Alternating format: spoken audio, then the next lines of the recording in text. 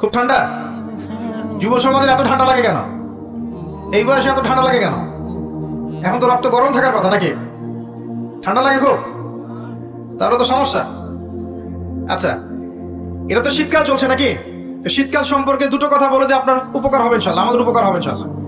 একটা হাদিসে আসছে শীতকালটা হচ্ছে মুমিনদের জন্য গনিমত। মুমিনদের জন্য কি গনিমত? মানে হচ্ছে একটা সম্পদ, যে সম্পদটা যুদ্ধ করে লব্ধ করতে হয়, কিন্তু এখানে কোনো যুদ্ধের প্রয়োজনই হচ্ছে না। গনিমত, উপহার, গিফট। কিরকম? শীতকালে রাতটা হয় লম্বা। রাত কি হয়? লম্বা হয় না? এতে করে সারা রাত আপনি অনেক ইবাদত করতে পারবেন। আর দিনটা হয় ছোট। দিনটা ছোট হয় না? এতে করে আপনি দিনের বেলা সওম বা রোজা রাখতে পারবেন। শীতকাল আসলেই সাহাবীরা বলতেন আহলান সাহলান। শীতকালকে বলতেন আহলান সাহলান। শীতকাল তুমি এসেছো, আলহামদুলিল্লাহ। এখন রাত্রেবেলা হে কোরআনওয়ালারা তোমরা উঠে যাও এবং কোরআন তেলাওয়াত করতে থাকো, এবং দিনের বেলা তোমরা সওম পালন করতে থাকো, আলহামদুলিল্লাহ। তো শীতের রাতটা কাজে লাগাতে পারি না আমরা? রাতের একটা অংশ ঘুমিয়ে যাবেন, শেষ অংশে উঠে তাহাজ্জুদ পড়বেন এবং কোরআন তেলাওয়াত করবেন এবং আল্লাহর কাছে হাত তুলে দোয়া করবেন। ইনশাআল্লাহ শেষ অংশে, রাতের শেষ অংশে আপনি যে দোয়াই করবেন, আপনার রিজিক যদি হালাল হয় ইনশাআল্লাহ কবুল হয়ে যাবে। শীতকালকে কাজে লাগান। আবার দিনটা হয় ছোট, তাই দিনের বেলা আপনি সওম বা রোজা রাখতে পারবেন। আল্লাহ পাক তৌফিক দান করুন। শীতকাল সম্পর্কে একটা এরকম বর্ণনা আছে, যখন কঠিন শীত আসবে তখন ওই শীতটা থেকে একটা আশ্রয় প্রার্থনা করতে হয় আল্লাহর কাছে, আল্লাহ এই কঠিন শীত থেকে আমাকে বাঁচাও। কারণ কি জানেন? কারণ হচ্ছে জাহান্নাম বছরে 2টা নিঃশ্বাস ছাড়ে। কয়টা নিঃশ্বাস? একটা নিঃশ্বাস গ্রীষ্মকালে যখন প্রচন্ড দাবদাহ চলে, ওইটা হচ্ছে জাহান্নামের নিঃশ্বাসের ফসল। ওই প্রভাবে পৃথিবীতে এরকম দাবদাহ চলে। এই সায়েন্স বিশ্বাস করবে? করবে না। ওর বিশ্বাসের আমার যায় আসে না। আল্লাহ পাক বলেছেন সত্য, রাসূল বলেছেন সত্য। আরেকটা হচ্ছে শীতকালে যখন প্রচন্ড ঠান্ডা, তখন শীতকালে জাহান্নামের এমন একটা জায়গা আছে যেটা কিন্তু শীতল জায়গা। জাহান্নামের পুরো জায়গাটাই কিন্তু আগুন নয়, এমনও জায়গা আছে যেটা কি খুব শীতল। ওই শীতল অংশ শ্বাস ছাড়লে এই যে পৃথিবীতে সেই এই শীতের একটা প্রভাব চলে আসে, প্রচন্ড ঠান্ডার শৈত্য প্রভাব চলে আসে। এটা হয়তো অনেকে বিশ্বাস করবে না, ভুল মনে করবে যে ধর্মান্ধ কথাবার্তা। হাদিসে আছে নবী সাল্লাল্লাহু আলাইহি ওয়াসাল্লাম বলেছেন, কে সত্যবাদী? এই পুরো সভ্যতা না রাসূল সাল্লাল্লাহু আলাইহি ওয়াসাল্লাম? এই বিশ্বের সমস্ত মানুষ সত্যবাদী বেশি না আল্লাহ রাসূল বেশি সত্যবাদী? বাস, আর কোনো দরকার আছে কথা? শীতকালটা কাজে লাগাই। এই শীতকালে আমি একটা আমল বলে দিই প্রিয় ভাইরা। শীতকালে নবী সাল্লাল্লাহু আলাইহি ওয়াসাল্লাম এই যে তাহাজ্জুদ পড়তে উৎসাহিত করেছেন, সওম রাখতে উৎসাহিত করেছেন এবং সাহাবীরা কোরআন তেলাওয়াত করতে উৎসাহিত করেছেন। একটা হাদিস আছে তিনটা কাজ মানুষের গুনার একটা বড় বড় অংশকে মিটিয়ে দিবে।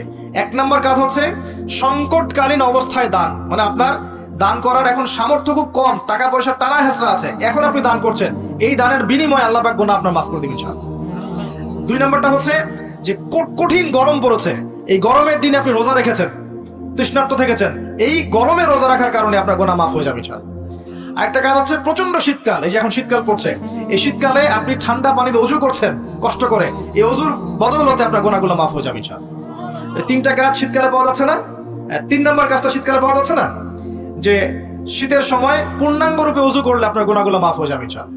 তো শীতকালে মাশাআল্লাহ আমাদের ওয়াজ মাহফিলগুলো হবে, ওয়াজ মাহফিলগুলোতে অ্যাটেন্ড করবেন, ঈমান রিচার্জ করবেন, রাতের বেলা তাহাজ্জুদ পড়বেন ইনশাআল্লাহ, তাড়াতাড়ি ঘুমিয়ে যাবেন যাতে করে শেষ রাতে আপনি উঠতে পারেন।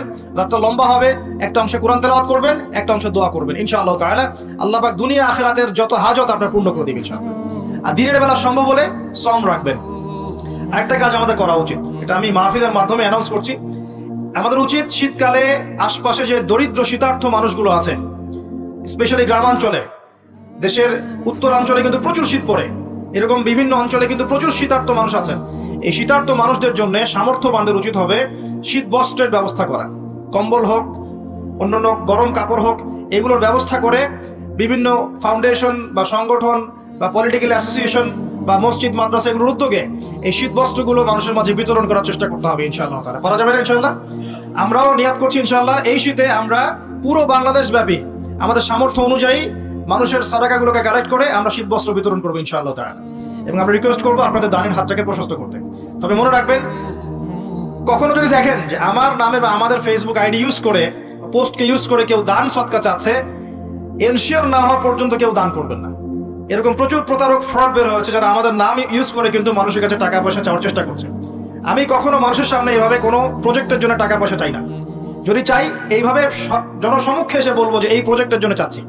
এখন যেটা বললাম, ইনশাআল্লাহ শীতকালে আমরা শীত বস্ত্র বিতরণ করব। যার যার সামর্থ্য আছে আমাদের অফিসিয়াল পেজে আমাদের সব নাম্বারগুলো, অ্যাকাউন্ট নাম্বারগুলো দেওয়া হবে, সেখানে আপনারা পাঠাবেন, আমরা বিতরণ করবো ইনশাআল্লাহ। এবং সেটা সম্পূর্ণ আমার নিজের তত্ত্বাবধানে চলবে ইনশাআল্লাহ তাআলা। এখন এই কাজগুলো শুধু আমরা করবো না, আপনারাও করবেন। বিভিন্ন সংগঠন থেকে করবেন, আপনাদের মসজিদ থেকে করবেন, মাদ্রাসা থেকে করবেন, পলিটিক্যাল অ্যাসোসিয়েশন থেকে করবেন, ধর্মীয় সংগঠনগুলো থেকে করবেন। এতে করে কি হবে জানেন? নবী সাল্লাল্লাহু আলাইহি ওয়াসাল্লাম বলেছেন, আপনি যদি মানে কোনো বান্দা যদি অন্য মুসলিম ভাইয়ের কোনো হাজত প্রয়োজন পূরণ করে দেয়, আল্লাহ রাব্বুল আলামিন কিয়ামতের মাঠে তার হাজত পূরণ করে দেবে ইনশাআল্লাহ। অন্য বর্ণনায় আছে দুনিয়া এবং আখিরাতে আল্লাহ পাক তার হাজত পূরণ করে দেবে ইনশাআল্লাহ। একটা হাদিসে এসেছে, একজন বান্দা যতক্ষণ মুসলিম ভাইয়ের প্রয়োজন পূরণ করে, আল্লাহ রাব্বুল আলামিন ততক্ষণ পর্যন্ত তার প্রয়োজন পূরণ করে থাকেন। অতএব অন্যের মুখে হাসি ফোটানোর নিমিত্তে এই শীতার্থ মানুষগুলোর পাশে আমাদের দাঁড়ানো উচিত। আল্লাহ পাক আমাদেরকে তৌফিক এনায়েত করুন। শীতকালে এই কাজগুলো করবেন। আর শীতকালে কিন্তু কিছু কিছু নোংরামি কাজ হয়, এই কাজগুলোও বর্জন করতে হবে। পারবেন না ইনশাআল্লাহ? এক নম্বর নোংরামিটা হচ্ছে, শীতকালে দেখবেন এমন কিছু মানে অনুষ্ঠানের আয়োজন করা হয় যেগুলোতে মানে অপসংস্কৃতির বাদ্যযন্ত্র বাজতে থাকে। খেয়াল করে স্পেশালি দেখবেন গ্রামে গঞ্জে কিছু কিছু পিকনিক আয়োজন করে, এগুলোতে দেখবেন এমন গান বাজনা বাজায়, ডিজে গান বাজায় যে মানুষের সারা রাত ঘুম হারাম হয়ে গেছে। হয় না এরকম? এরকম হয়। ঐতিহ্য রক্ষা করতে সমস্যা নাই। শীতকালে আমাদের এখানে পিঠার উৎসব হতো না? তারপরে আমাদের এই যে একটা নবান্ন উৎসব হতো না? একটা দেশীয় লোকজ ঐতিহ্য থাকে, সেগুলো পালন করতে সমস্যা নেই, যতক্ষণ পর্যন্ত সেগুলোর মধ্যে কোনো শিরক বেদাত বা হারাম না ঢুকছে, এগুলো পালন করতে সমস্যা নেই। কিন্তু আপনি পিকনিক করবেন, এখানে দেদার্স মিউজিক প্লে করবেন, ডিজে বাজাবেন, মানুষের ঘুম নষ্ট করবেন, হারাম করবেন, এটা কি ইসলাম জায়েজ করেছে নাকি? এই কাজগুলো শীতে বেশি হয়, সতর্ক থাকবেন। শীতে আবার দেখি আমরা অনেকেই কি করি, ব্যাডমিন্টন খেলেন, তাই না? সরকারি লাইন থেকে একদম মাশাআল্লাহ ইলেকট্রিক লাইন নিয়ে, যদি খেলতে হয় নিজের বাড়ির লাইন থেকে খেলবেন, নিজের বাসা থেকে লাইন দিয়ে খেলবেন। খেলেন, আমি উৎসাহিত করছি, কারণ এটা আপনার ফিজিক্যাল স্ট্যামিনা বাড়াবে, অ্যাটলিস্ট আপনার শরীর চর্চা হবে, ঠিক আছে? আপনার শরীর চর্চার দরকার আছে। এই কাজগুলো মোবাইলের সামনে বসে বসে সময় নষ্ট করার চেয়ে অনেক ভালো আছে, ঠিক আছে? কিন্তু আপনি চুরি করে লাইন নেবেন না কারোর কাছ থেকে। তারপর শীতকালে দেখবেন কি হয়, বেশি বেশি মাদকের আসর বসে শীতকালে। ঠান্ডা তো, শীতকালে বেশি বেশি মাদক দ্রব্যের আসর বসে, খেয়াল করে দেখেন। এগুলো থেকে আমার যুব সমাজকে বাঁচাতে হবে। শীতকালে জেনা বেড়ে যায়, কিন্তু শীতকালে দেখবেন জেনা বেড়ে যায়, এটা একটা অ্যাডাল্ট ওয়ার্ড, কিন্তু আপনি বুঝবেন শীতকালে এগুলো বেড়ে যায়। আল্লাহ পাক এই যুব সমাজকে জেনা থেকে বাঁচিয়ে রাখুন। শীতকালে দেখবেন কনসার্ট বাড়ে, কিছু কনসার্ট বাড়ে না, এবং মিউজিক্যাল কনসার্ট বাড়ে। দেখবেন মানুষ স্টেজে উঠে একদম কি লাফালাফি শুরু করে, কি মিউজিকগুলো প্লে করে, মানুষ উন্মাদনার মধ্যে রেখে দেয়, এবং হাজারে না লক্ষ লক্ষ যুবক সেই কনসার্টগুলোতে যায়। এগুলো থেকে বেঁচে থাকবেন, বরং প্রয়োজনে ওয়াজ মাহফিলগুলোতে এসে ইমানকে রিচার্জ করেন। আল্লাহ পাক তৌফিক এনায়েত করুন। আমি তো আমরা শীতকালটাকে মূল্যায়ন করি, হায়াতটাকে মূল্যায়ন করি, ইনশাআল্লাহ তাআলা এই শীত আমাদের জীবনে বরকত নিয়ে আসবে ইনশাআল্লাহ। এবং আল্লাহ রাব্বুল আলামিন এর ওসিলায় আমাদের গুনাহগুলো মাফ করবেন, বেশি বেশি নেক আমলের তৌফিক দিবেন, যাতে করে পরকালটা সুন্দর হয় ইনশাআল্লাহ। আল্লাহ রাব্বুল আলামিন সবাইকে তৌফিক এনায়েত করুন, আমিন। প্রিয় ভাইরা, এভাবে আপনি রাতটা পার করলেন, দিনের বেলা এবার সকালে ঘুম থেকে উঠলেন, উঠে আপনি কি করবেন? নিজের মন গড়া পদ্ধতিতে উঠে বাথরুমে চলে যাবেন, নাকি একটু দোয়া কালাম পড়বেন? উঠে দোয়া পড়বেন, আলহামদুলিল্লাহিল্লাযী আহইয়ানা বা'দা মা আমাতানা ওয়া ইলাইহিন নুশুর। তারপর যাবেন আপনি বাথরুমে, গিয়ে আগে কোন পা ঢুকাবেন? ডান পা না বাম পা? আগে বাম পা। বিসমিল্লাহ বলে ঢুকিয়ে আল্লাহুম্মা ইন্নী আউযু বিকা মিনাল খুবসি ওয়াল খাবাইস ইস্তেনজা করেন। যতক্ষণ ইস্তেনজা করছেন আপনি ইবাদতের মধ্যে আছেন ইনশাআল্লাহ। এবার বের হলেন, গুফরানাকা বলে বের ওযু করবেন। প্রথমে বিসমিল্লাহ, ওযু ধীর স্থির ভাবে করবেন। আরো যে বললাম, খুব বেশি পানি ইউজ করার দরকার নাই, পানির স্পিডটা কম রাখবেন, পানি অপচয় করবেন না। দেখেন, ওযু যদি বিশুদ্ধ না হয়, নামাজ কি বিশুদ্ধ হবে? ওযুতে যদি আপনি এক বালতি পানি শেষ করেন তাহলে তো হলো না কিছু।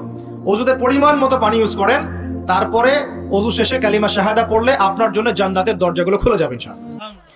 এবার মেসওয়াক করলেন, ওযু শেষে, ওযুতেও মেসওয়াক করতে পারেন, শেষে করতে পারেন। এবার আপনি পায়ে হেঁটে হেঁটে নামাজে যাচ্ছেন। নামাজে যাওয়ার সময় বাসা থেকে বের হবেন, এমনি এমনি বের হবেন না দোয়া পড়বেন? কোন দোয়া পড়বেন? আল্লাহি ওয়ালা হাওলা ওয়ালা কুওয়াতা ইল্লা বিল্লাহ। বাস, বের হওয়ার সাথে সাথেই একজন ফেরেশতা আপনার সাথে চলে আসবে ইনশাআল্লাহ, শয়তান দূরে চলে যাবে। এবার পায়ে হেঁটে হেঁটে আপনি মসজিদ যাচ্ছেন, প্রত্যেক পদক্ষেপে হাঁটছেন, একটা করে পা ফেলছেন, একটা গুনাহ মাফ, একটা করে পা ফেলছেন, একটা নেকি লেখা হচ্ছে। আর কি চাই বলেন? আল্লাহ পাক রহমত দিচ্ছেন, মর্যাদা বাড়াচ্ছেন। এই সময় একটা দোয়া পড়তে পারেন, আমি শিখিয়ে দেই। এই দোয়াগুলো সব হিসনুল মুসলিম বইয়ের মধ্যে আছে। প্রিয় ভাই, সবগুলো দোয়া মুখস্থ করে ফেলেন। সারা জীবনে কত কিছু মুখস্থ করলেন, আমি ফখর করছি না, কিন্তু আমি বিশ্বাস করেন, এই মুহূর্তে যদি বাংলাদেশের সব দোয়ার বইও না থাকে, মুখস্থ একটা পুরা হিসনুল মুসলিম লিখে দিতে পারবো ইনশাআল্লাহ। পুরা বইটা মুখস্থ করে ফেলবেন ইনশাআল্লাহ। পারা যাবে না? যদি ইসলাম তো এমনই, পৃথিবীতে যদি কোনো কোরআনের কপিস এখন না থাকে, এরকম কপিস এরকম লক্ষ লক্ষ হাফেজ, কোটি কোটি হাফেজে কোরআন আছেন, আগামীকাল হওয়ার আগেই, সূর্য ওঠার আগেই কোরআন লেখা শেষ হয়ে যাবে। হবে না? মুখস্থ করে ফেলবেন, সবকিছু অ্যাপসে নির্ভর হবেন না, বইয়ে নির্ভর হবেন না, নিজের জেহেনে নিয়ে নিবেন ইনশাআল্লাহ। এরপরে আপনি চলার পথে পড়বেন আল্লাহুম্মা ইজআল ফি কলবি নূরা ওয়া ফি লিসানি নূরা ওয়া ফি সামঈ নূরা ওয়া ফি বাসারি নূরা ওয়া আন ইয়ামিনি নূরান ওয়া আন শিমালি নূরান ওয়া মিন ফাওকি নূরা ওয়া মিন তাহতি নূরা আল্লাহুম্মা ইজআল ফি নাফসি নূরা। এই দোয়াটা পড়তে পারেন। এতে করে আল্লাহ পাক আপনাকে নূর দিবে। কি দিবে? নূর বা আলো দিবে ইনশাআল্লাহ। এই নূর আপনার জীবনেও লাগবে, কবরেও লাগবে ইনশাআল্লাহ। এবার নামাজে গেলেন, মসজিদে ঢুকবেন, কি এমনি এমনি না দোয়া আছে? ডান পা দিয়ে ঢুকবেন, দোয়া পড়বেন বিসমিল্লাহ ওয়াসসালাতু ওয়াসসালামু আলা রাসূলিল্লাহ আল্লাহুম্মা ইফতাহ লি আবওয়াব রাহমাতিক। একটা দোয়া আছে আউযু বিল্লাহিল আযীম ওয়া বিওয়াজহিল কারীম ওয়া সুলতানিহিল কদীম মিনাশ শাইতানির রাজীম। এটা পড়তে পারেন। ব্যাস, এই দোয়া পড়লে শয়তান থেকে আপনি নিরাপদে থাকবেন। নামাজে দাঁড়ালেন, এই যে ফজর পড়বেন, যোহর, আসর, মাগরিব, এশা, 5 ওয়াক্তের নামাজ পড়বো না? প্রত্যেক ওয়াক্তের জন্য একটাই নসিহত, সেটা হলো নামাজের বাহ্যিকতা গুরুত্বপূর্ণ, কিন্তু বাহ্যিকতার চাইতে বেশি গুরুত্বপূর্ণ হচ্ছে নামাজের আধ্যাত্মিকতা, নামাজের হার্ট, মানে মারিফত, ইহসান, খুশু, এগুলো বেশি ইম্পর্টেন্ট। নামাজে মনোযোগ ঠিক থাকছে কিনা খেয়াল রাখতে হবে। মনোযোগ বাড়ানোর বুদ্ধি কি? কয়েকটা টিপস বলে দেই। মনোযোগ বাড়ানোর বুদ্ধি হচ্ছে নামাজে যা বলছি মুখ দিয়ে, এগুলোর আরবির অর্থগুলো আপনার জানতে হবে। যদি আপনি অর্থটা জানেন, দেখবেন আপনার মনোযোগ অনেক বেড়ে গেছে ইনশাআল্লাহ। অর্থ না জানলে আপনি দাঁড়িয়ে থাকবেন, হাই তুলবেন, হাই, হুজুর তেলাওয়াত করছে, আপনি হাই তুলবেন, কারণ অর্থ আপনি বোঝেন না। একটু খেয়াল করেন, একটা এক্সাম্পল খেয়াল করেন। মনে করেন আপনার মা অসুস্থ, নাউজুবিল্লাহ, আপনার বাবা অসুস্থ, আল্লাহ না করুক, বা আপনাদের ছেলে সন্তান, মেয়ে সন্তান অসুস্থ। এখন আপনি কোনো উপায় নাই, ডাক্তার বলছে যে খুব সিরিয়াস অবস্থা, হয় না এমন মাঝে মাঝে? আচ্ছা, এখন আপনি সেজদায় পড়ে গেলেন, হাত তুললেন, তুলে আল্লাহকে বলছেন, আল্লাহ আমার বাবা অসুস্থ, আমার মা অসুস্থ, আমার ছেলে বা মেয়েটা অসুস্থ, আল্লাহ তুমি তাকে শেফা দান করো। এই কথাটা বলার সময় আপনার চোখ দিয়ে পানি ঝরে না? ফিলিংস আসে না? এই ফিলিংসটা কেন আসে? কারণ আপনি যা বলছেন আল্লাহকে, সেটা আপনি উপলব্ধি করতে পারেন, ফিল করতে পারেন। আর নামাজে কেন মনোযোগ আসে না? কারণ নামাজে আমি যা পড়ছি এটা তো আমি ফিলই করতে পারি না, আমি তো এই ভাষাটাই বুঝি না, অর্থই জানি না, কেমন করে ফিল করব? এই জন্যই বলি কোরআনের অর্থ জানার দরকার নাই। অর্থগুলো না জানলে তো পরে আপনি মনোযোগ পাবেন না, তো ইহসান পাবেন না। তো এই জন্য নামাজে মনোযোগ বাড়ানোর প্রধান শর্ত হচ্ছে অর্থটা বোঝার চেষ্টা করতে হবে। কি পড়ছি সূরা ফাতিহায়, কি পড়ছি রুকুতে, কি পড়ছি সেজদায়, হ্যাঁ কি পড়ছি আমি তাশাহুদ, দরুদে, দোয়া, মাসুরায়, অর্থ জানতে হবে। এবং সেজদায় বেশি বেশি দোয়া করার চেষ্টা করবেন। নামাজ তাড়াহুড়া 3G 4G 5G তে যাবেন না, রিল্যাক্সে নামাজ পড়ুন, ইতমিনানের সাথে। জীবনে যত নামাজ পড়েছি, নামাজ সবচেয়ে সেরা নামাজ পড়েছি আমি ব্যক্তিগতভাবে বলছি, আমার জীবনে মক্কায় আর মদিনায়। নামাজ পড়লে দেখবেন মনে হবে যে আপনি মানে অন্য একটা জগতে চলে গেছেন। মাশাআল্লাহ, এত চমৎকার তিলাওয়াত, এত খুশু, বিনয়, নম্রতা, রিল্যাক্স, ধীর স্থির ভাবে 2 রাকাত ফজরের নামাজ পড়াচ্ছে, মাশাআল্লাহ 15 মিনিট 20 মিনিট সময় লাগছে। এবং তিলাওয়াত হচ্ছে, চোখ দিয়ে পানি না ঝরে যাবেই না, কারণ আপনি ফিল করবেন এই যে মদিনায় আমি দাঁড়িয়ে নামাজ পড়ছি, এখানেই তো কোরআন নাজিল হয়েছে। এই যে মক্কায় নামাজ পড়ছি, এখানেই কোরআন নাজিল হয়েছে, এই আয়াতগুলো এখানেই নাজিল হয়েছে, ফিল করতে হবে। তো এখন নামাজ যারা পড়াই, আমরা ইমাম সাহেব আছি, আমি রিকোয়েস্ট করবো যে নামাজটাকে একটু রিল্যাক্সের সাথে, খুশুর সাথে পড়াই। আমি জানি মুসল্লিরা এখন খুব ব্যস্ত, ইমাম সাহেব লম্বা করতে চাইলে মুসল্লি এসে ডিস্টার্ব করা শুরু করে, নাকি ইমাম সাহেব আপনার কি কাজ নাই, এত লম্বা করেন কেন? প্রিয় ভাইরা, দুনিয়াতে কেন এসেছি বলেন তো? দুনিয়াতে কেন আসছি আমরা? ওয়ামা খালাকতুল জিন্না ওয়াল ইনসা ইল্লা লিয়াবুদুন, কার ইবাদত করতে আসছি? তো দুনিয়াতে নামাজই তো বেস্ট ইবাদত। এই ইবাদত করতে এত সময় হচ্ছে না, তাহলে দুনিয়াতে আসলাম কেন ভাই? দুনিয়া থেকে আমি শুধু বউ বাচ্চা, সন্তান সন্ততি আর ব্যবসা বাণিজ্য করতে আসছি? আল্লাহ পাক তো পাঠিয়েছেনই আমাকে ইবাদত করার জন্য, তাহলে আমি ইবাদতে এত তাড়াহুড়া কেন? রিল্যাক্স থাকেন, আল্লাহ পাক তৌফিক দান করুন। এইভাবে 5 ওয়াক্ত নামাজ পড়বেন, আল্লাহ পাক তৌফিক দেন। আর নামাজের কিছু বাহ্যিক মাসআলা আছে, এই মাসআলাগুলোকে নিয়ে কিছু ইখতিলাফ চলে আসছে দীর্ঘদিন থেকে। এই ইখতিলাফগুলোতে গিয়ে উম্মাহকে বিভক্ত করবেন না আল্লাহর রাস্তে। যে যেটার উপর আমল করছেন আল্লাহর রাস্তায় করেন, কিন্তু এক ভাই আরেক ভাইয়ের সাথে গোশত কামড়াকামড়ি করেন। কথা কি বুঝতে পারছেন? এগুলো ইখতিলাফি মাসআলা, ফিকহি মাসআলা, উলামায়ে কেরামের মধ্যে ইখতিলাফ দীর্ঘদিন থেকে ছিল, থাকবে। যে যার মতো আমল করছেন, করতে থাকেন। যেটা আপনার কাছে বেশি সহিহ মনে হচ্ছে, যেটা আপনার কাছে বেশি গ্রহণযোগ্য দলিল মনে হচ্ছে, আপনি সেটার উপর আমল করেন, কোনো সমস্যা নেই। কিন্তু এই ইস্যুগুলোকে কেন্দ্র করে, মসজিদগুলোকে ভাগ করে করে উম্মাহকে বিভক্ত করেন না। এতে কাফের, মুশরিক, মুনাফিকরা হাসে আমাদেরকে দেখে, ওরা আমাদেরকে দেখে হাসে, দেখো কি জাতি, কি বিষয় নিয়ে উম্মাহকে বিভক্ত করে নিজেরাই আপসে বিভক্ত হয়ে গেছে। একটা বিভক্ত জাতিকে শাসন করা সহজ না ঐক্যবদ্ধ জাতিকে শাসন করা সহজ? বলেন। এখন আমরা তো বিভক্ত না ঐক্যবদ্ধ? সুবহানাল্লাহ, কাফের মুশরিকদের মধ্যে যদি 100টার মধ্যে 90টা বিষয়ে দ্বিমত থাকে, একটা বিষয় ঐক্যমত যে মুসলিমদেরকে ডমিনেট করতে হবে, মুসলিমদেরকে মানে ডিঙ্গি উপরে যেতে হবে, ওরা একমত, মাশাআল্লাহ, ওরা ঐক্যবদ্ধ। আর আমাদের মধ্যে যদি দেখেন আপনি যে 90টা বিষয় আমরা একমত, এই 4টা 5টা 6টা বিষয় আমরা দ্বিমত, ওই কয়েকটা বিষয় যথেষ্ট উম্মাকে বিভক্ত করে ফেলার জন্য। তাহলে আমরা নিশ্চয়ই দূরদর্শিতা সম্পন্ন জাতি হলাম। আল্লাহ পাক জানি না আমাদের কবে বোধোদয় দিবেন, আর দোয়া করি আল্লাহ পাক এমন প্রজন্ম যেন নিয়ে আসেন যারা স্মার্ট হয়, বিচক্ষণ হয়, উম্মাকে ঐক্যবদ্ধ করতে পারে। আমি যদি আমাদের দ্বারা না হোক, আল্লাহ পাক এমন প্রজন্ম নিয়ে আসুক যে এই প্রজন্ম আল্লাহ রাব্বুল আলামিনের জমিনে উম্মাকে ঐক্যবদ্ধ করে উম্মাকে এগিয়ে নিয়ে যাবে ইনশাআল্লাহ। প্রিয় ভাইরা, এভাবে নামাজ শেষ করেন। এখন নামাজের পর কি চলে যাবেন? জিকির আজকার আছে, তাসবিহ তাহলিল আছে, কোরআন তেলাওয়াত করতে পারেন। প্রয়োজন হলে বা সম্ভব হলে আপনি ইশরাকের নামাজ পড়তে পারেন। একটা কবুল হজ, একটা কবুল উমরার নেকি পাবেন ইনশাআল্লাহ। এরপরে আপনি প্রয়োজনে চাষতের নামাজ পড়তে পারেন। এখন নাস্তা খাবেন, নাস্তা খাওয়ার সময় কি মন গড়া ভাবে খাবেন নাকি রাসূলের পদ্ধতিতে খাবেন? রাসূলুল্লাহ সাল্লাল্লাহু আলাইহি ওয়াসাল্লামের মতো করে খান। 3 ভাগ খাবেন, 1 ভাগ খাবার, 1 ভাগ পানি, 1 ভাগ ফাঁকা। এবং খাওয়ার আগে বিসমিল্লাহ, শেষে আলহামদুলিল্লাহ। খাওয়াটাও কি হবে তখন? ইবাদত।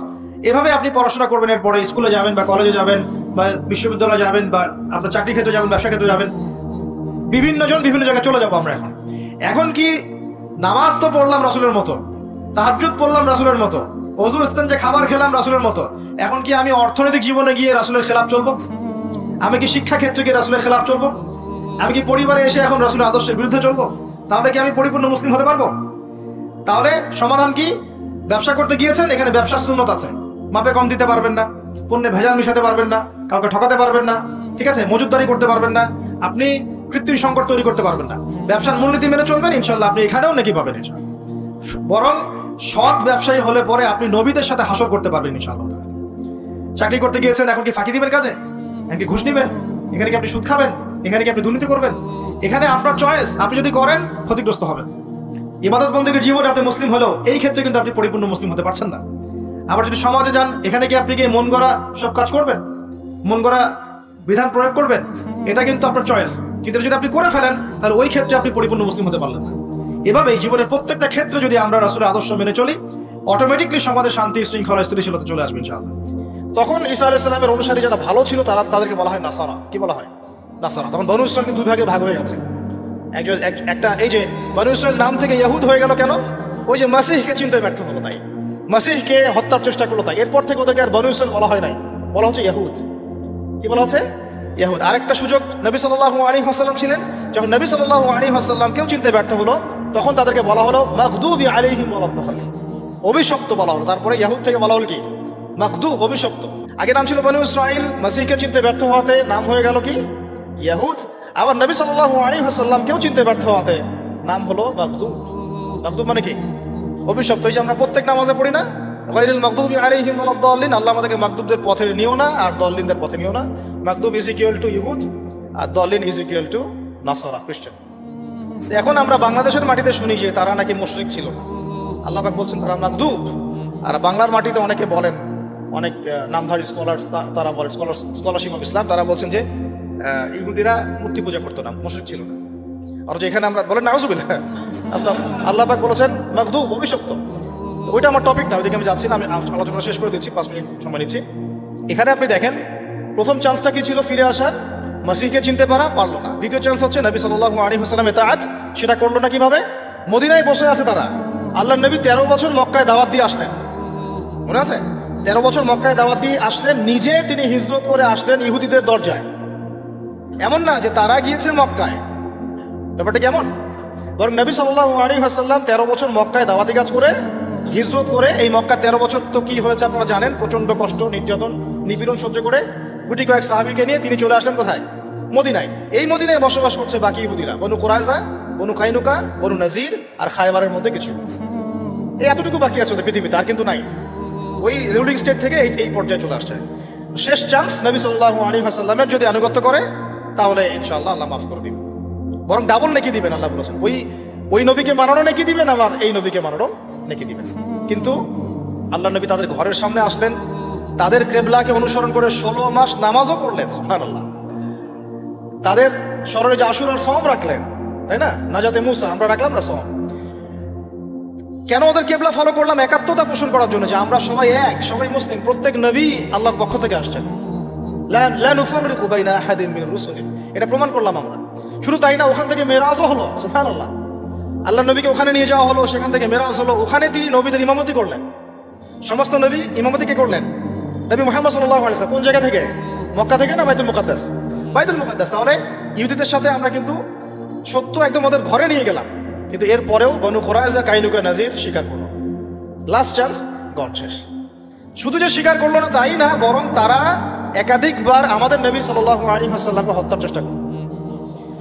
বনু কুরাইজার সাথে তো আপনারা জানেন কনফ্লিক্টটা কি হয়েছে, খন্দকের যুদ্ধের হিস্ট্রি আছে। বনু কাইনুকার সাথে ওই আমি অনেকদিন লেকচারে বলেছি, একজন দিনী বোনের ইজ্জতের বিনিময়ে আল্লাহ নবী সাল্লাল্লাহু আলাইহি ওয়াসাল্লাম, আচ্ছা বলি নাহলে আপনারা অনেকে বুঝবেন না। বনু কাইনুকা একটা বাজার, সেখানে গিয়ে আমাদের এক মহিলা সাহাবী গিয়েছেন প্রয়োজনে, তাকে শ্লীলতাহানি করা হয়েছে। কে করেছে? এক ইহুদি। তখন একজন মুসলিম যুবক সেখানে ছিলেন, তরুণ, তরোয়াল বের করে ইহুদির গর্দান নামিয়ে দিয়েছে। তখন অন্যান্য ইহুদিরা মিলে ওই মুসলিমকে শহীদ করেছে। এই ঘটনা যখন নবী সাল্লাল্লাহু আলাইহি ওয়াসাল্লামের কাছে আসে, তখন মদিনায় যে মদিনা সনদ হয়েছে, এই সনদের চুক্তি কেটে যায়। সনদে ছিল যে আমরা সবাই মিউচুয়ালি থাকবো, কেউ কারোর সাথে লড়াই করবো না বা জুলুম করবো না, ঠিক আছে? বরং আমরা যদি আক্রমণের শিকার হই মদিনা, তাহলে সবাই একসাথে আমরা প্রতিহত করবো। কিন্তু তারা এটা রাখলো না। বনু কাইনুকা প্রথম ঘটনা ঘটানো এটা। এরপরে নবী সাল্লাল্লাহু আলাইহি ওয়াসাল্লাম, এখানে দেখেন আল্লাহ নবী সাল্লাল্লাহু আলাইহি ওয়াসাল্লাম তো সাহাবীকে বকাঝকা করেনই নাই, বলেন নাই যে সাহাবী তুমি ভুল করেছো, আইন নিজের হাতে কেন তুলে নিয়েছো, একজন দিনী বোনের জন্য এত বড় রিস্ক নেওয়ার কি দরকার ছিল, এরকম কোনো সেন্টেন্স তিনি ইউজ করেন নাই। বরং তিনি সাহাবীদেরকে বলেছেন বর্ম পড়ে বের হও, বনু কাইনুকাকে আক্রমণ করতে হবে। বনু কাইনুকাকে আক্রমণ করা হলো, তাকে বের করে দেওয়া হলো, পুরো একদম ব্যাগ এন্ড ব্যাগেজ তারা এখান থেকে বের হয়ে গেল, শেষ। একটা গোত্র গণ। একটা থাকলো নাজির। এই নাজির আল্লাহ নবী সাল্লাল্লাহু আলাইহি ওয়াসাল্লামকে হত্যার চেষ্টা করলো, উপর থেকে লোহা ফেলে, লোহা বা চাক্কি যেটা আমরা বলি, এটা ফেলে হত্যার চেষ্টা করেছিল। আল্লাহ নবী বসেছিলেন, তার উপর থেকে ফেলার চেষ্টা করেছিল। এই ঘটনা কেন্দ্র করে বনু নাজিরকে নবী সাল্লাল্লাহু আলাইহি ওয়াসাল্লাম মদিনা থেকে বের করে দিলেন। দুইটা গেল, একটা থাকলো বাকি বনু কুরাইজা। এ মোটামুটি সবচেয়ে বড় ছিল। এ আবার কি করলো, আবু সুফিয়ান বাহিনী, ওই যে কুরাইশ, তাদের সাথে এবং গাতাফানদের সাথে চুক্তি করলো যে খন্দকে আপনারা আক্রমণ করেন বাহির থেকে, আমরা ভিতর থেকে আক্রমণ করি। ব্যাস, নবী সাল্লাল্লাহু আলাইহি ওয়াসাল্লাম এই খবর জানতে পারলেন যখন, খন্দকে বিজয়ের পর, খন্দকে যখন আবু সুফিয়ানের বাহিনী ফেরত চলে গেল, তখন তিনি বনু কুরাইজায় না গিয়ে আসরের নামাজ পড়তে নিষেধ করলেন। বনু কুরাইজার এক একটা গাদ্দারকে ধরে ধরে গর্দান নামানো হয়েছে, তারপর এখান থেকে বের করে দেওয়া হয়েছে। 3টা গণ শেষ। আরেকটা বাকি ছিল খায়বার। আর খায়বারের ঘটনা তো আপনারা জানেন যে হুদাইবিয়া সন্ধির ঠিক পরেই নবী সাল্লাল্লাহু আলাইহি ওয়াসাল্লাম খায়বার আক্রমণ করেছেন। আলী রাদিয়াল্লাহু আনহুকে পতাকা দিয়েছেন, তার হাতে খায়বার বিজয় হয়েছে। পুরো ইহুদিদের নাম ও নিশান এই আরব থেকে মিটিয়ে ফেলা হলো। বাকি যে গুটি কয়েক বেঁচে ছিল, ইন্তেকালের 4 দিন আগে বা 3 দিন আগে, আল্লাহ নবী সাল্লাল্লাহু আলাইহি ওয়াসাল্লামের ইন্তেকালের 4 দিন বা 3 দিন আগে, কোন সিরাতের কিতাবে আমরা পেয়েছি 7 দিন 5 দিন, ইখতিলাফ আছে।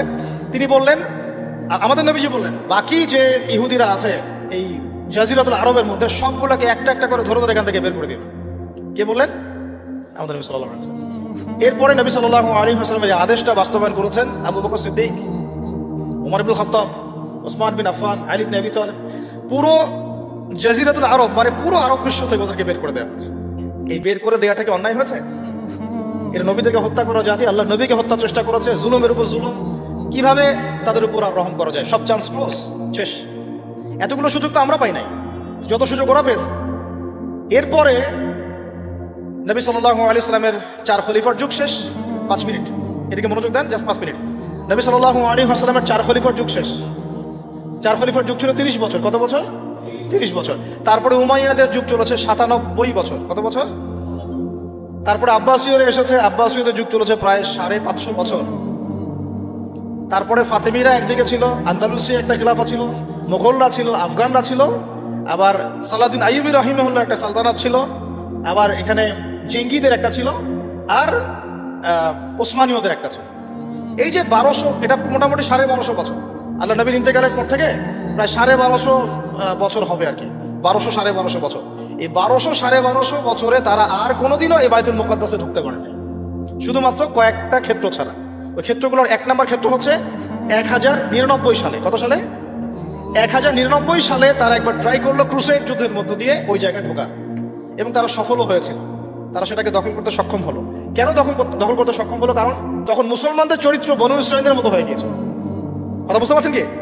আমরা ওদের মতো হয়ে গিয়েছিলাম। ওই ঈমান চলে গেল, আমল চলে গেল, তাসকিয়া চলে গেল, আমরাও হারাম খাওয়া শুরু করলাম, আমরা একে অপরের সাথে কনফ্লিক্টে চলে গেলাম, দুর্বল হয়ে গেলাম, ওরা এসে দখল করে 1099 দখল করেছে। বেশি দিন লাগে নাই, মাত্র 80 থেকে 90 বছরের মধ্যে 1187-তে আবার সালাউদ্দিন আইয়ুবী রাহিমাহুল্লাহ আবার ফাতহ করেছে। কত বছর? মাত্র 80 থেকে 90 বছরের মধ্যে। এই মানুষকে নিয়েও বাংলাদেশে বিতর্ক হচ্ছে, এই মানুষকে নিয়েও বাংলাদেশে বিতর্ক। এটা বাংলাদেশে সম্ভব, কারণ আমরা মানে সবাই হিস্ট্রি পড়ি না, আমরা ইসলামের কিছু অংশ মানার চেষ্টা করি, কিছু অংশ মানতে চাই না, এই জন্য এখানেই পসিবল। অন্য জায়গায় হলে এটা যদি উমর ইবনে খাত্তাবের সময় এরকম কথা কেউ বলতো, গর্দান নামাই দিত একদম। হয়তো আইয়ুবী রাহিমাহুল্লাহর সময় যদি এরকম কথা কেউ বলতো, ধরে ধরে গর্দান নামাই দিত, অথবা এতটুকু না করলে হয়তো জেলে তো ঢুকাইতো। এতটুকু তো করতেন, বা বেত্রাঘাত করতেন, সবার সামনে লাঞ্ছনা করতেন। 1099 সালে যখন ক্রুসেডাররা এটা দখল করেছে, তার মাত্র 80-90 বছরের মধ্যেই আইয়ুবী রাহিমাহুল্লাহ আবার গিয়ে ওটাকে দখল করেছে, মাত্র 80 থেকে 90 বছর। এরপরে তারা আরো 3-4টা ক্রুসেড লঞ্চ করেছে, একটা দুটা না, দ্বিতীয় ক্রুসেড, তৃতীয় ক্রুসেড, চতুর্থ ক্রুসেড। প্রত্যেক ক্রুসেডেই দেখা গেছে একদিনে 70,000 করে মুসলমানকে মারা হয়েছে, আমরা এগুলো জানি না। তারপরে এটা অনেক হিস্ট্রি, বলতে সময় পাবো না আজকে। দ্বিতীয় তৃতীয় ক্রুসেডের মাঝখানে এমনও ঘটনা ঘটেছে, মুসলমানরা যখন ডিফেন্স করছিল, ওরা 3 লক্ষ সৈন্য নিয়ে আসছে, যার মধ্যে 2,95,000 ওই যুদ্ধের মাঠে মারা গেছে, 5,000 পালায় বাঁচতে পারছে। এরকম করে লড়ছিলেন আমাদের বাবারা। তারপরে আপনারা ওই সাইফুদ্দিন কুতুজের নাম শুনবেন, নুরুদ্দিন জেঙ্গির নাম শুনবেন, অনেকে জাহের বাইবারাসের নাম শুনবেন, রুকনুদ্দিন বাইবারাসের নাম শুনবেন। সবাই ব্যাক টু ব্যাক ক্রুসেডগুলোকে প্রতিহত করে করে বাইতুল মুকাদ্দাসকে রক্ষা করেছে। এই রক্ষা চলেছে দীর্ঘদিন। তারপর ওসমানীয়রা ক্ষমতায় এসেছে। আর্তুগরুলের নাম শুনেছেন না? আর্তুগরুল গাজীর ছেলে ওসমান যখন ক্ষমতায় আসে, সালতানাত প্রতিষ্ঠা করে, সে বাইতুল মুকাদ্দাসের এই অটোম্যানদের হাতে চলে যায়। প্রায় 697 বছর অটোম্যানরা এটাকে ধরে রেখেছিল। অটোম্যান বলতে বোঝাচ্ছি উসমানীয়রা। এরপরে 1914 সালে এসে প্রথম ওয়ার্ল্ড ওয়ার হয়েছে। এই ফার্স্ট ওয়ার্ল্ড ওয়ারে এসে ওরা এটাকে দখল করেছে। কার হাত ধরে? ব্রিটেনের হাত ধরে। তারপরে ওর মধ্যে সব ইহুদিরা ঢুকলো, জায়গাটা দখল করলো, মুসলমানদেরকে মেরে কচুকাটা করলো, বাড়িঘর থেকে উচ্ছেদ করলো। ওই যে ওই নেবুজাদনেজার যা করেছিল, টাইটাস যা করেছিল, যুগ যুগ ধরে যা হয়ে এসেছে, ওই একই জিনিসটাকে পুনরাবৃত্তি করলো মুসলমানদের সাথে এবার ইহুদিরা। 1914 সাল থেকে শুরু হলো ব্রিটেনের হাত ধরে, প্রথম বিশ্বযুদ্ধের ঠিক পরপর, যখন ওসমানীয়দের পতন হয়ে গেল। বেশি দিন হয় নাই, এই তো 1914, 100 বছর হয়েছে কেবল। এই লাস্ট 100 বছরটা হচ্ছে আমাদের অধঃপতনের সময়। লাস্ট 100 বছরে আমরা এই দাসত্বের জীবনে চলে আসলাম। আমরা এখন এগুলো নিয়ে স্বপ্ন দেখছি, আমরা আবার বিজয় করবো ইনশাআল্লাহ। কিন্তু লাস্ট 100 বছরে আমাদের এই অবস্থাটা হয়েছে।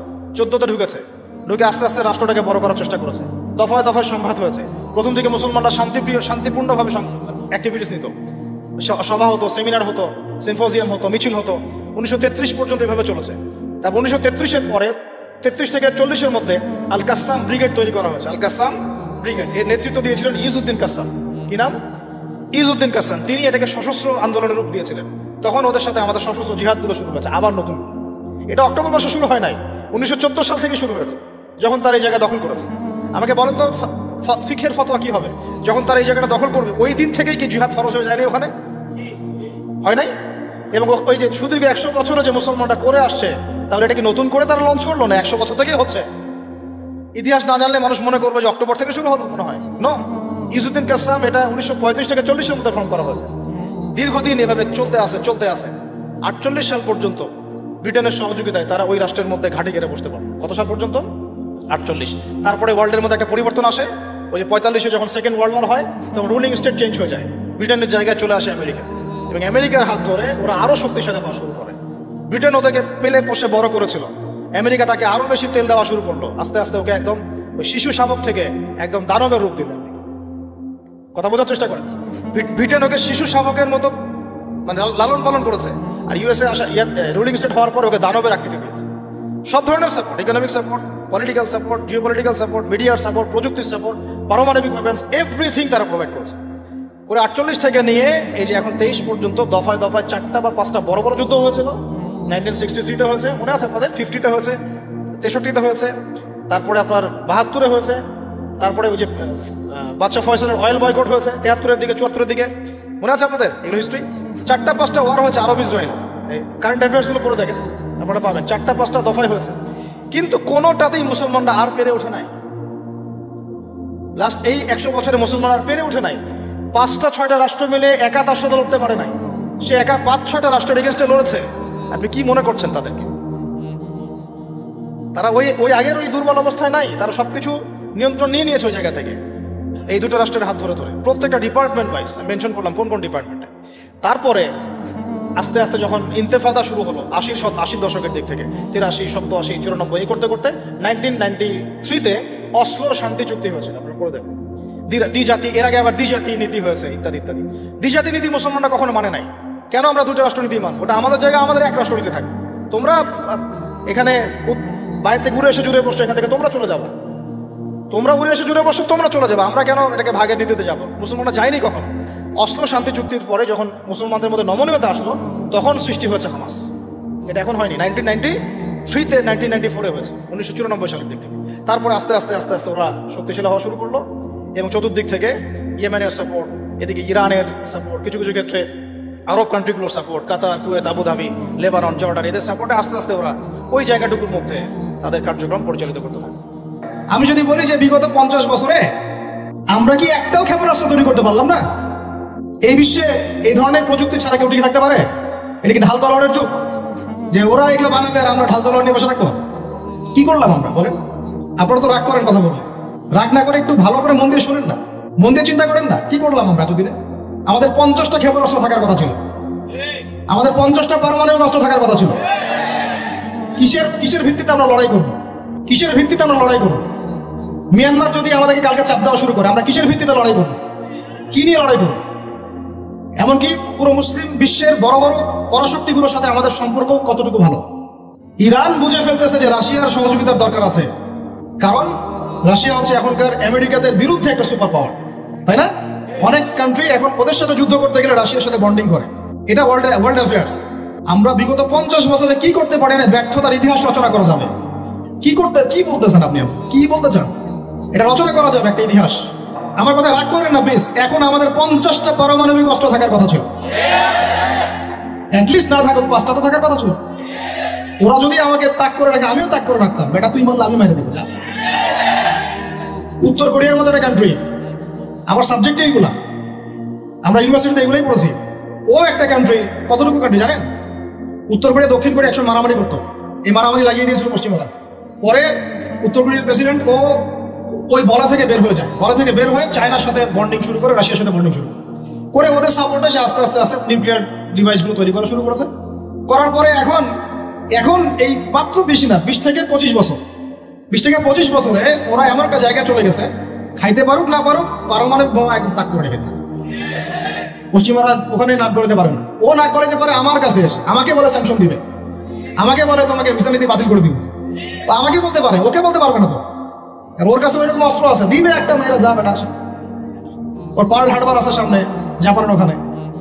কারণ এটা এমন একটা বিষয় যে একটা যদি সে মারে আর এও তো একটা মারতে পারবে, একটা বোমা পড়লে পুরো জাতি একদম মুহূর্তের মধ্যে ছাই হয়ে যাবে। এই জন্য এটা যুদ্ধ এত সহজে কেউ যেতে যাবে না। এটা হচ্ছে একটা মনস্তাত্ত্বিক শক্তি যে আমার কাছে আছে, তুই মারলে কিন্তু আমি মারতে পারি। এই মনস্তাত্ত্বিক শক্তিটাই দরকার ছিল, এখন নাই। আর ভাই এগুলো আমাদেরও তো অনেক দোষ, সব কিছু তো আমরা মানুষের উপর চাপাই দিয়ে বসে থাকি। আমরা যখন অ্যানালাইসিস করতে বসি সবাই মনে হয় যে বিজ্ঞ পণ্ডিত, কিন্তু আপনি তো দায়িত্ব নিয়ে সামনে আসছেন না, আপনি তো পড়াশোনা করে উপরে আসছেন না, আপনি তো জ্ঞান অর্জন করে মানুষকে বোঝানোর চেষ্টা করছেন না। আমরা তো আমাদের দায়িত্ব পালন করছি কি? আল্লাহ পাক আমাদের সবাইকে বিচক্ষণ হওয়ার তৌফিক দান করেন। কয়টা সায়েন্টিস্ট তৈরি হয়েছে আমাদের? বলেন, কয়টা সায়েন্টিস্ট তৈরি হচ্ছে আমাদের জাতির মধ্যে? নাস্তিক তো ভুরি ভুরি তৈরি হচ্ছে। কয়টা সায়েন্টিস্ট তৈরি হয়েছে আমাদের ইউনিভার্সিটিগুলোর মধ্যে? কয়জন অর্থনীতিবিদ তৈরি হয়েছে ইউনিভার্সিটিগুলোর মধ্যে? আমি তো পড়েছি ইউনিভার্সিটি, ছেলে মেয়ে একসাথে বসে গাল গল্প করে, চীনা বাদাম খায়, কোনো সময় স্যার আর ছাত্রীর প্রেম হয়ে যায়। আমি বলছি না কিছুই হয় না, পড়াশোনা তো হয়, সিস্টেম তো অনেক সুন্দর, টাকা পয়সাও সরকারি অনেক খাচ্ছেন আপনারা। কিন্তু এখন কথা হচ্ছে গভর্নমেন্টের যে এত টাকা পয়সা খাচ্ছেন, রেজাল্টটা কি দিচ্ছেন?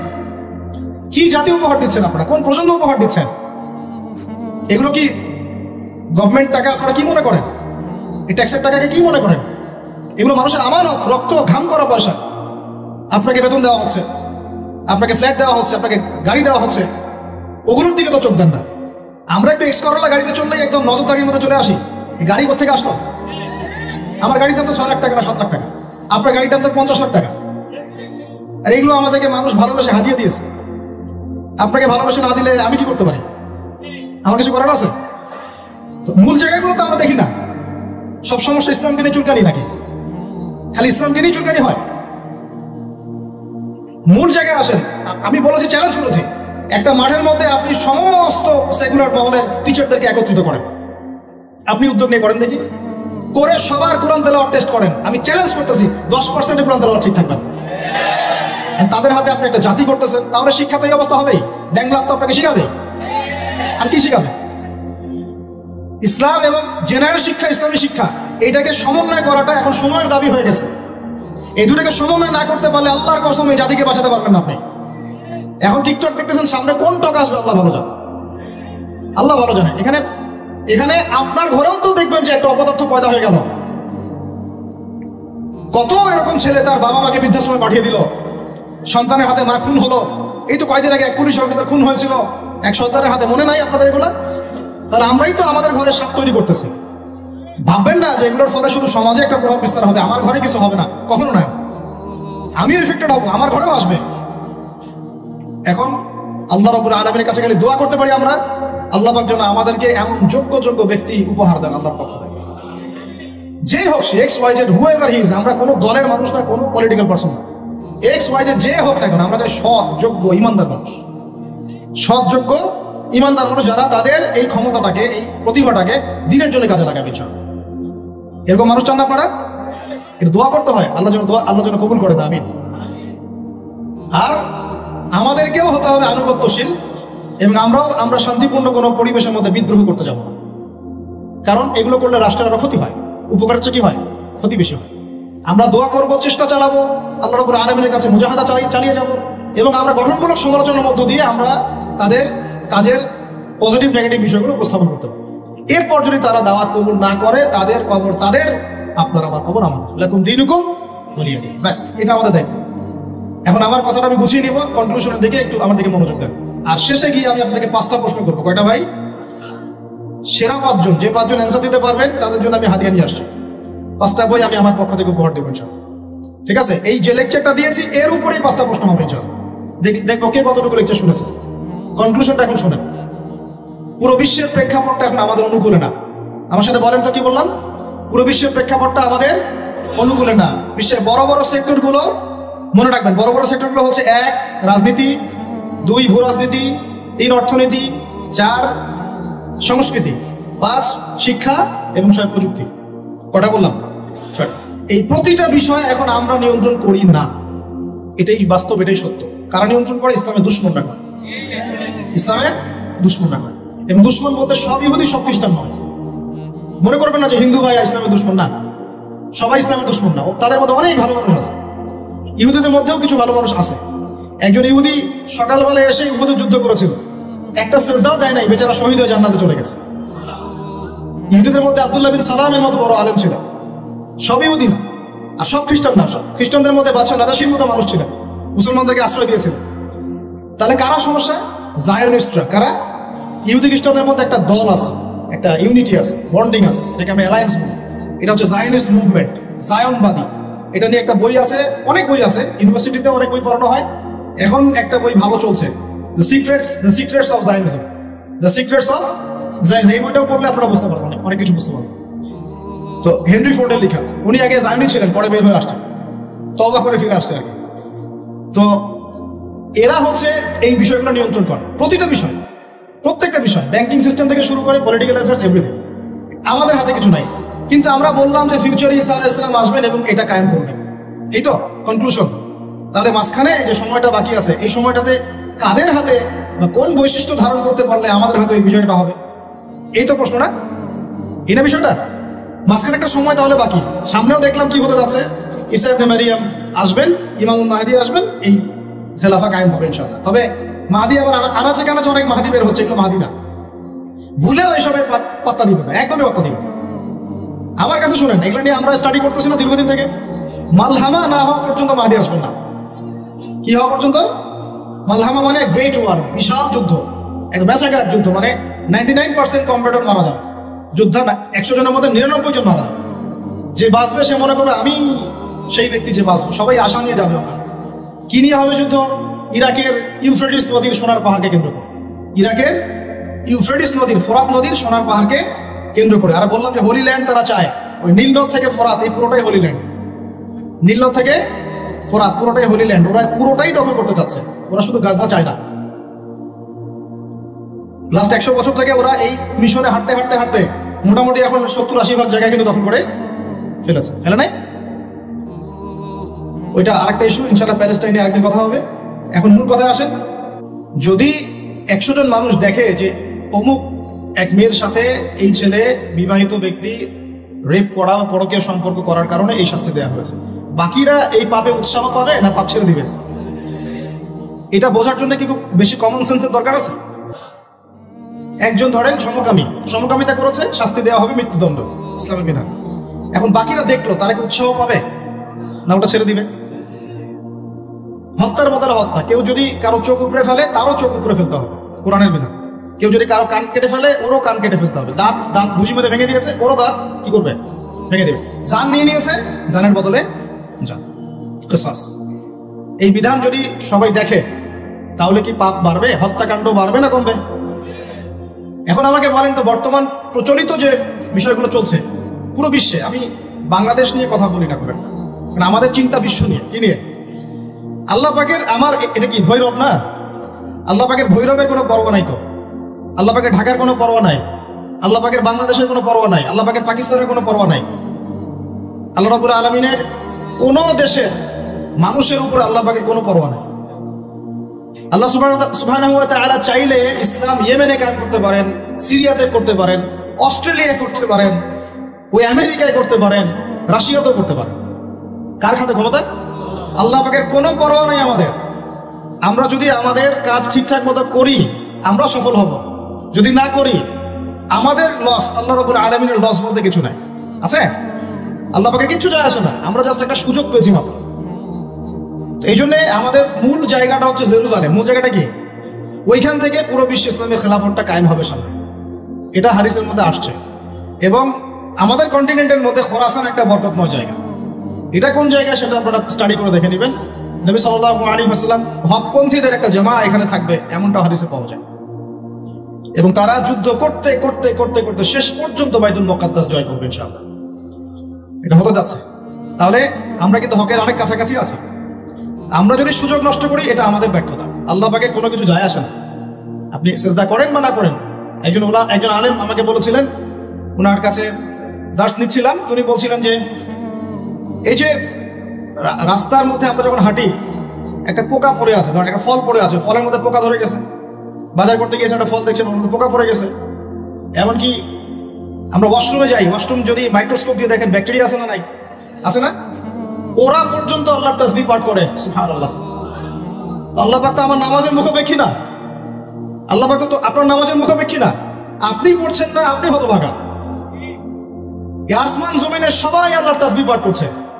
আমার আল্লাহ এত বড়, আমাদের আল্লাহ এত বড়, এত মহান, পুরো মহাবিশ্বের সমস্ত সৃষ্টি আল্লাহর তাসবিহ পাঠ করছে। আমরা না করলে কি যায় আসে? আমরা তাসবিহ তাহলিল না করলে, কুরআন তেলাওয়াত না করলে, সালাত না পড়লে, তাহাজ্জুদ গোজার না হলে, হালাল না খাইলে আল্লাহ পাকে কিছু যায় আসে না? যায় আসে? এটাই যদি ফিল করেন তাহলে ইনশাআল্লাহ আপনি মাথাটা নত করে আল্লাহর কাছে ফিরে আসবেন। অনুভূতিটা জাগ্রত করার চেষ্টা করছে। আরেকটা অনুভূতি নেবেন বাসায় গিয়ে। এবার এগুলো আমরা ভাবি, এভাবে ভাবার চেষ্টা করি। এই যে আমরা এখানে বসে আছি, ধরেন 5000 মানুষ, কথার কথা, মনে করেন আমরা কেউই দুনিয়াতে নাই। এই দুনিয়ার ঘূর্ণন থেমে যাবে কিনা? থেমে যাবে? এই দুনিয়া ঘুরবে না ঘুরবে না? রাত দিন আসবে না আসবে না? আমাদের পরিবার থাকবে না থাকবে না? মাঝখান থেকে আমরা আমাদের সময়টা এবং সুযোগটা নষ্ট করলাম। অতএব এত চিন্তা বাদ দেন, চাকরির কি হবে, ব্যবসার কি হবে, আমার মা বোনের কি হবে, আমার পরিবারের কি হবে, আমার এইটার কি সেটার কি, সব চিন্তা বাদ দেন আপনি। এখন আগে চিন্তা করেন যে আমরা দুনিয়াতে কিভাবে আল্লাহর দিন পালন করব, কিভাবে পরকালে নাজাত পাবো। আগে নিজের চিন্তা করেন। আমরা তো মানুষের চিন্তা করে করে লাইফ নষ্ট করে ফেলে দিলাম। এখন আপনারা শিক্ষা নিচ্ছেন না দিনের। কেন শিক্ষা নিচ্ছেন না? কারণ আপনারা চিন্তা করেন যে একটা সার্টিফিকেট দরকার, চাকরি পাইতে হবে। এই ফ্লোতে যেতে যেতে আপনার 20 বছর 25 বছর চলে যাবে, পরে আফসোস করবেন। ওই সার্টিফিকেট আপনি কার জন্য চান? নিজের জন্য, একটা ভালো মেয়েকে বিয়ে করতে চান, হালাল খাইতে চান, এই তো আপনার সন্তানদের ভবিষ্যৎ চান। এটাই তো আমাদের গোল, নাকি? আল্লাহ পাক এগুলো করতে নিষেধ করেন নাই, কিন্তু দিনের শিক্ষা এবং আমল বাদ দিয়ে নয়। আমরা এখন এই দুনিয়ার পিছনে ছুটতে ছুটতে আল্লাহকে ভুলে যাই, রাসূলকে ভুলে যাই, নামাজকে ভুলে যাই, কোরআনকে ভুলে যাই। এটাই সবচেয়ে সমস্যা আমাদের, এইটাই সবচেয়ে বড় সমস্যা। যে যুব সমাজ সালাত আদায় করছে না, এরা আল্লাহর জন্য জিহাদ করবে? কোশ্চিন কালেও না। যে যুব সমাজ কোরআন তেলাওয়াতই করতে জানে না, আবেগে খালি বলতে পারে যে হ্যাঁ কোরআনের জন্য জান দিতে প্রস্তুত, কিন্তু পারবে না কেন? যে যুব সমাজ হারাম সম্পর্ক থেকে বের হতে পারছেন না, কিভাবে চিন্তা করলেন যে আপনি বাইতুল মুকাদ্দাস জয় করবেন? যে যুব সমাজ সুদ ছাড়তে পারতেছে না, পাবজি ফ্রি ফায়ার ছাড়তে পারতেছে না, সমকামিতার দিকে ধাবিত হচ্ছে, ট্রান্সজেন্ডার দিকে ধাবিত হচ্ছে, ফ্রি মিক্সিং অ্যাভেলেবেল, এই যুব সমাজ বাইতুল মুকাদ্দাস জয় করবে না। কোন যুব সমাজ করবে আমি পরে আসতেছি ওদিকে, আগে বোঝেন এই সিচুয়েশনে এইভাবে হবে না ভাই। আর একটা চিন্তা আমরা বাদ দিব, কোন রকম পাস করার চিন্তাটা বাদ দিব। আমাদের সবার একটা চিন্তা হয়ে থাকে, কি চিন্তা? কোন রকম পার পাইলেই পার। চিন্তা করি যে আরে কোন রকম যদি বাঁচতে পারি তাই নেই। সাহাবায়ে কেরাম এইভাবে চিন্তা করতেন না, তাবেঈন হিসাবে এভাবে চিন্তা করতেন না, তাবেঈন, চার ইমাম, আমাদের খোলাফায়ে রাশিদিন, এই আইম্মাতুল মুজতাহিদ, তারা এইভাবে চিন্তা করতেন না। তারা চিন্তা করতেন আমি মানে নর্মাল মুসলিম হব না, আমি এক্সট্রা অর্ডিনারি মুসলিম হব, একটা নর্মাল মুসলিম। আল্লাহ পাক আমাদেরকে কিন্তু এক্সট্রা অর্ডিনারি হতে বলছেন, সূরা মুলকের মধ্যেও আছে কিন্তু, তাবারাকাল্লাযী বিয়াদিহিল মুলক ওয়া হুয়া আলা কুল্লি শাইইন কাদির আল্লাযী খালাকাল মাউতা ওয়াল হায়াতা লিয়াবলুয়াকুম আইয়ুকুম আহসানু আমালা। এই যে কথাটা বলছে, আল্লাহ পাক জীবন মৃত্যু সৃষ্টি করেছেন, আল্লাহ পাক দেখতে চান, লিয়াবলুয়াকুম তোমাদেরকে পরীক্ষা করতে চান, আইয়ুকুম তোমাদের মধ্যে কে, আহসানু আমালা আমলে আহসান কে, সবচেয়ে ভালো কে। আল্লাহ পাক দেখতে চান না যে গরু খাওয়া মুসলিম কে জুমায় জুমায় নামাজ পড়তে যায়, ঠিক আছে, কে খালি ঈদের নামাজ পড়তে যায়, কে খালি নামাজ পড়ে আবার সুদও খায়, এবার যাকাতও দেয়, এদিকে দুর্নীতিও করে, উমরা হজ করে আবার এদিকে মানুষের হক নষ্ট করে। এইটা আল্লাহ দেখতে চান না। আল্লাহ পাক দেখতে চান আমলের শ্রেষ্ঠকে, মানে ক্লাসে ফার্স্ট কে হয়। এই উম্মতের দায়িত্ব বাংলার জমিনে 8-10 জন 20 জন আলেম, 10 জন দায়ী, 10 জন মাদ্রাসা শিক্ষক, তাদের উপরে নয়। দিনের যদি দিনকে মহব্বত করেন, ভালোবাসেন, দিনের বিজয় চান, প্রত্যেকের দায়িত্ব আছে, প্রত্যেকের দায়িত্ব আছে। আপনারও তো দায়িত্ব আছে। আপনাকে আল্লাহ মাল সম্পদ দিয়েছেন, ওইটা দিয়ে আপনি দিনের জন্য কি করলেন আল্লাহ দেখতে চান। আল্লাহ পাক আপনাকে জ্ঞান দিলেন, প্রজ্ঞা দিলেন, আপনি ওইটা দিয়ে দিনের জন্য কি করলেন আল্লাহ পাক দেখবেন তো। আল্লাহ পাক আপনাকে লেখার ক্ষমতা দিয়েছেন, কতটুকু লিখলেন আল্লাহ পাক দেখবেন। আল্লাহ পাক বলার ক্ষমতা দিয়েছেন আপনাকে, আপনি ভালো বলতে পারেন, কতটুকু হক বললেন আল্লাহ পাক দেখবেন। আল্লাহ পাক আপনাকে সামাজিক, অর্থনৈতিক, রাজনৈতিক ক্ষমতা দিলেন, আল্লাহ দেখতে চান আপনি এটা দিয়ে দিনের জন্য কি করেন। অন্যথায় আল্লাহ পাক এটা কেড়ে নিতে সময় লাগবে না, এক মুহূর্তে আল্লাহ পাক কেড়ে নিতে পারেন। পৃথিবীতে নমরুদের নামও কেউ স্মরণ করে না, এখন ফেরাউনের নামও কেউ স্মরণ করে না, স্মরণ করলেও নেগেটিভলি স্মরণ করে, অভিশাপের সাথে স্মরণ করে, তাই না? প্রশংসার সাথে স্মরণ করে। কত শত সম্প্রদায় আল্লাহ পাক বলেছেন ওয়ালাকাদ আহলাকনা ক্বাবলাহুম মিনাল কুরুন, কত সম্প্রদায় আমি ধ্বংস করে দিয়েছি তোমাদের আগে। কত সম্প্রদায় ছিল, লক্ষ লক্ষ কোটি কোটি সম্প্রদায়কে আমি ধ্বংস করে দিয়েছি তোমাদের আগে। নাই, তাদের শব্দও কি তোমরা শুনতে পাও? শব্দও শুনতে পাও না। তারা চিৎকার করছে বারজাখের জগতে আযাব থেকে বাঁচার জন্য, আমরা শুনতেও পাই না। তাহলে কিসের বড়াই? বড়াইয়ের অহংকারের জায়গা আছে? মানুষের অহংকার শোভা পায়? মানুষের মতো ক্ষুদ্র তুচ্ছ সৃষ্টির অহংকার শোভা পায়? 2 দিন পাতলা পায়খানা দিলে বাস শেষ মানুষ, একটা ডেঙ্গু জ্বর দিলেই শেষ। এই যে ঢাকা শহর বস্তুবাদী হয়ে যাচ্ছেন দিন দিন, পুরো পশ্চিমা আদলে এক ঝাঁকুনিতে 50 লাখ মানুষ মরতে পারে, এক ঝাঁকুনিতে, খালি 5, 6, 7 মাত্রার। মানুষকে আল্লাহ পাক ছোট্ট একটা ক্যান্সারের ভাইরাস দিয়ে শেষ করে ফেলতে পারেন, সামান্য একটা মহামারীর বাতাস দিয়ে লাখ লাখ মানুষকে মারতে পারেন। মানুষের অহংকার শোভা পায়? কোন মানুষ নামাজ পড়ে না চিন্তা করেছেন? যে মানুষের হৃদস্পন্দন, শ্বাস আল্লাহ নিয়ন্ত্রণ করছেন, একটু শ্বাসকষ্ট হলেই হাসপাস উঠে যায়। বড় একজন আলেম তেলাওয়াত করছেন, কোরআন তেলাওয়াত, নামাজে আমরা পিছনে নামাজ পড়ছি, শ্বাসকষ্টের কারণে তেলাওয়াতের পুরো আয়াতটা তেলাওয়াত করতে পারেন না, থেমে থেমে তেলাওয়াত করতে হয়। তখন আমার মনের মধ্যে চিন্তা আসলো, সুবহানাল্লাহ, এত বড় আলেম, আল্লাহ পাক তাকে এভাবে শ্বাসকষ্ট দিয়ে পরীক্ষা করছেন, অথচ আল্লাহ পাক আমাকে এখান থেকে মুক্ত রাখছেন, আমি তো তার মতো তেলাওয়াতও করি না। কত মানুষ পঙ্গু হয়ে পড়ে আছে, ওই অবস্থা আল্লাহর ইবাদত করতেছে। কত মানুষের চোখ নাই, হাফেজে কোরআন হয়ে বসে আছে, মুফতি হয়ে বসে আছে, আছে না ভাই? নেয়ামতের কথা স্মরণ করেন, আল্লাহ পাকের নেয়ামতগুলো স্মরণ করেন, বোঝার চেষ্টা করেন। আল্লাহ পাক সূরা দুহা এটাই বলছেন, সূরা দুহার শেষে আল্লাহ পাক এটা বলছেন, আলাম ইয়াজিদকা ইয়াতীমান ফাআওয়া, তোমাকে আমি ইতিম অবস্থায় পাই নাই, আশ্রয় কি দেইনি?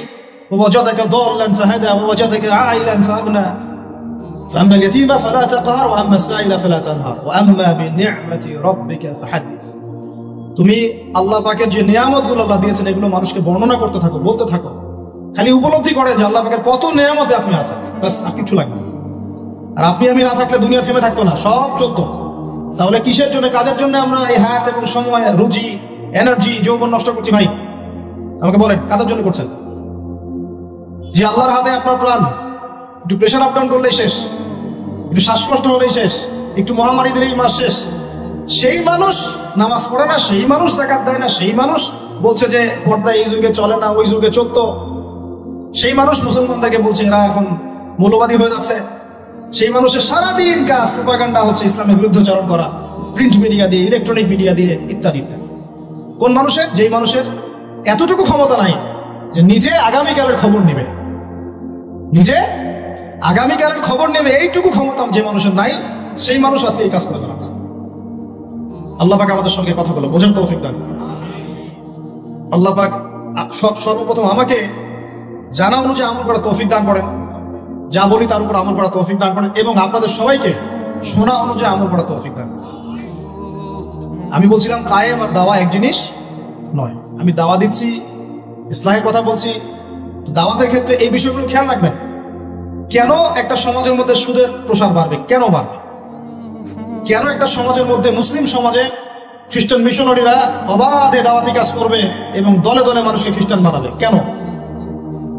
আর কেন মুসলমানদের ঈমান এত দুর্বল হবে যে তারা এইভাবে সামান্য একটা চাকরি বা ক্ষমতার টাকার জন্য, বাড়ির জন্য ঈমান বিক্রি করে দিবে? দেশের, বিশ্বের খবর রাখার চেষ্টা করেন, আনাচে কানাচে এগুলো ছড়িয়ে যাচ্ছে। আগে ছিল যে নিউট্রালাইজেশনের কথা বলছিলাম না, আগে ছিল যে মানুষ হারাম খাইতে দ্বিধাবোধ করতো, যে মানুষ জেনে ফেললে কি বলবে, ছিচি করবে। এখন ঘরে ঘরে সুদ, ঘরে ঘরে। ওয়াল্লাহি আমরা সবাই এখন মায়ের সাথে জেনা করি।